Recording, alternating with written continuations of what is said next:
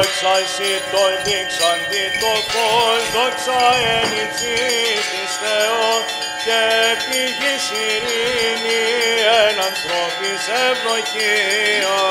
Κύριε βασιλεύε πουράνιε τε, Πάτερ παντοκράτορ, Κύριε ιε μονογενές, Ιησού Χριστέ και Άγιον Πνεύμα. Well, hello everybody. Welcome to the first edition of Meditations. It may look like I'm doing the Peripatetics, and I am. Peripatetics is a form of meditation. It comes from ancient Greece, essentially with Aristotle. And they did a philosophy while walking, thinking while walking. And philosophy is a meditation. It's a type of meditation. Because meditation just means to ponder, to think upon, to, you know, just to sort of, it's hard to phrase at this particular point in time. It's more of a feeling than anything else. I had that feeling last night, actually a few hours ago, 5 o'clock in the morning. I didn't finish my observations until 5 a.m. With all the work that had to be done in terms of the taking the data, organizing my notes and everything, and on the end of it, you're sitting there just sort of, you know, listening to nature, listening to different thoughts and sounds around you, because you do, in some ways, particularly with music, hear your thoughts. A lot of times the music will actually reflect what you're thinking or how you're feeling. And I call it a kind of an altered state. It is when you are kind of tired, and so a fair chunk of it does have to do with fatigue. But you begin to see things, the world, in a different manner than if you weren't in that state. And it's sort of looking at the things around you with sort of new eyes. As a child, you know, as I say, as a child, and this is the whole thing, is that if you're going to be a good observer, if you're going to be a good scientist, then this form of meditation, again, the sort of the child's eye or the new eye view of things, it's something you really do need. It's something that has to be achieved. I should have brought my sunglasses because the sun is on the horizon, it's in my eyes.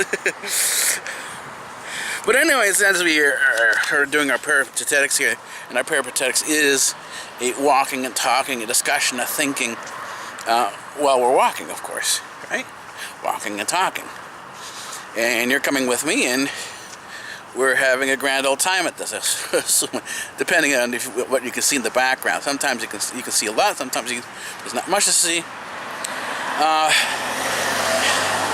And when you think about things, when you think about how life goes, and or you think about leaves, or look at the color of leaves, whether they're changing colors or not, all these different things, even the feel of the wind has an effect on how you feel. Give an example. Again, this is again for a person who does think like this. If you're not a person who thinks like this, then these things just kind of pass you by and you don't even notice it. But if you're a person who thinks in many ways like I do, you do this, you call the ponderance. You do the meditation. And this is not necessarily, and I said this is not necessarily, and this is why I've chosen to do this first. Meditation is not necessarily sitting there cross-legged with nothing going on, emptying your mind out. Is simply opening your mind, opening your experiences, your perception, to things that you would typically ignore that are around you. For example, right now as I'm walking, and this is sort of what popped into my mind, is there's wind as I'm walking, rustling through the hairs of my arms. And this, in many cases, triggers memories and feelings of when I used to sort of just simply sit on the beach in Cape Cod during the summers, when I was with my family in Boston many years ago, when I was a kid, and I'd feel the warm breeze, rustling through my arms. I did the exact same thing. The same feeling came about when I was at my grandmother's, you know, sitting on the porch. She had a house in West Roxbury in Boston, and more often than not, when I just sit outside, you know, late at night.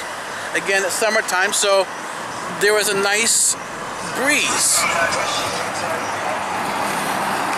and this breeze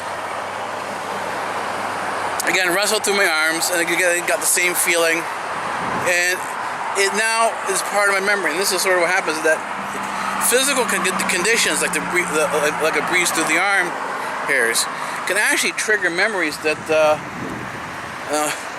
and feelings that you thought were long gone. So, anyways, I got to cross the street now. I'll come back in a bit with the next segment of our BTS vlog. I made a mistake. I said we'll be back with the BTS vlog. We're not in the BTS vlog. We're doing the Peripatetics. This is inside. This is going to be the first episode of a new show on Bass TV called Meditations. This is looking into meditation and trying to get a better understanding of meditation, rather than just simply what we call the common view, or the view that most people see. As most people see when they talk about meditation, they talk about you know, yoga and stuff like that. There's only one form of meditation, and that's why it's called meditations.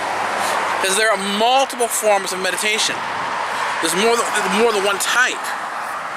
And a lot of it, just meditation, the word itself, simply means to ponder. The yoga meditation that comes from Hinduism, that's very popular, is one viewed as exercise, right? It's more or less stretching, right? Those are the different poses for stretching and stuff like that. And then the second aspect of it, the sort of called the spiritual aspect of it, the mind, body, soul connection. You're looking at that for meditation, is an emptiness, a nothing. You're supposed to empty your head of all thoughts. You're not supposed to be thinking about anything. And yeah, that's one type of meditation where you don't think about anything at all. But the second form of meditation is, and again, this is actually the definition of meditation, is to ponder things. So you can do meditation as you're walking. And this was done by the ancient Greeks. And you can see here, we've got a nice tree here. We've got, you notice as you're walking by, you notice the seeds on here. This is one of the propeller trees that the seeds are just developing. And you can sort of see that. And this is something that I notice while I'm here. I notice these seeds developing. I notice what's going on in the trees, and there some nice flowers here.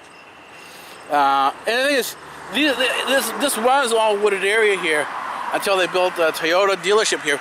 But when they actually did the landscaping, they took care to make sure that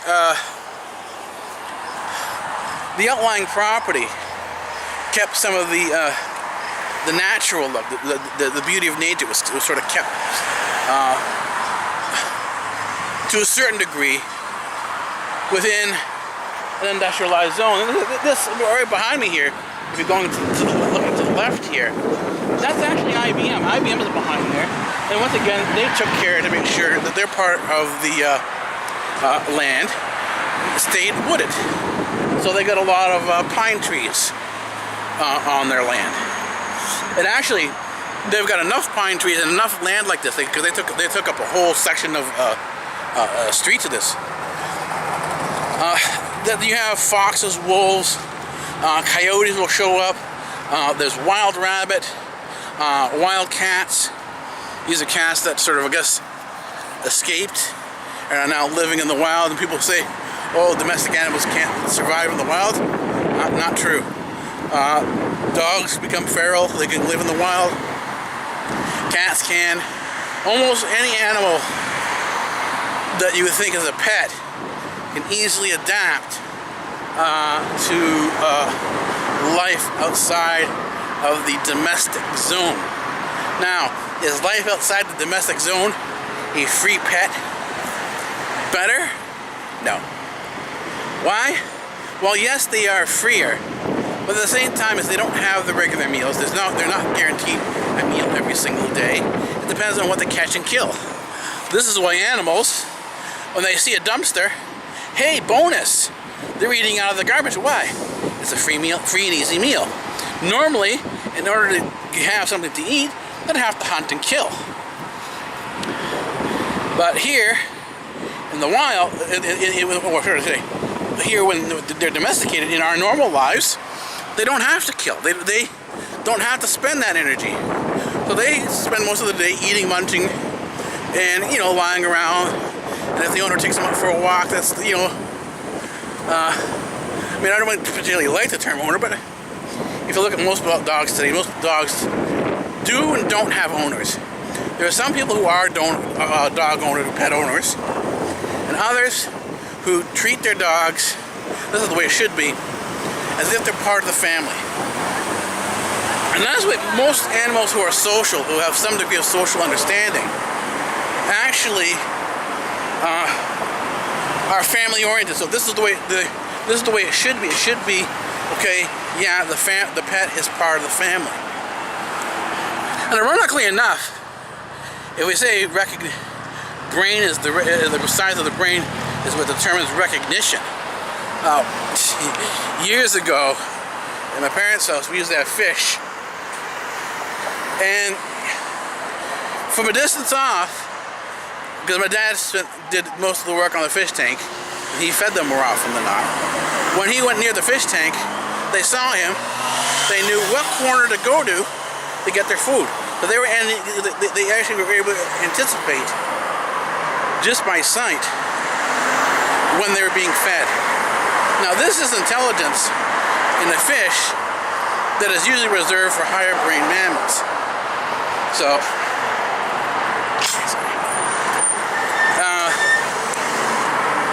the question is intelligent cognition, if you're thinking about this, or sort of, this is the ponderance. Well, we've got something more here. We've got something more significant. And not in a large-sized animal, but in an animal or a fish that's extremely small. So, well, these are things to think about. And I'm going to cut this short right now because I'm pretty sure we've gone over our time. And basically we have 10 minutes on here. And once the 10 minutes are up, it switches over to a new clip. But I found that if you leave the clip go longer than 2 sections, what ends up happening is you start getting data errors. So I'm going to end this here. I think this should be good enough for our first Peripatetics, our first episode. If you like this, leave a thumbs up, subscribe, leave a comment. Let's get a discussion going in the comments about meditation, what your views on meditation are. Do you meditate? How do you meditate? And we're going to be open about our discussion and talk about a variety of forms of meditation. We're not going to talk about one type of meditation. And you'll see more about meditation here than almost on any other channel, because we're not going to sell you meditation. We're not selling anything here. So anyways, my name is Dr. Daniel Carras. I'm a nerd, I'm a scientist. Welcome to BASS TV, that's Byzantine Antiquity Studies television. And on here, we're going into ancient studies, and we're talking about meditation, the multiple forms of meditation, and welcome to the show, the first episode.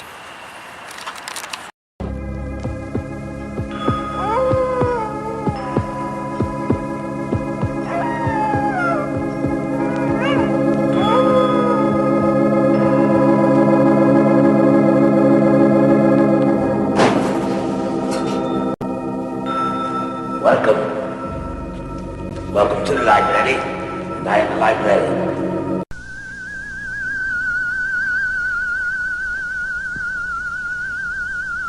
I am the professor. And professor of what? Professor of Physics. Oh, say, can you see by the dawn's early light?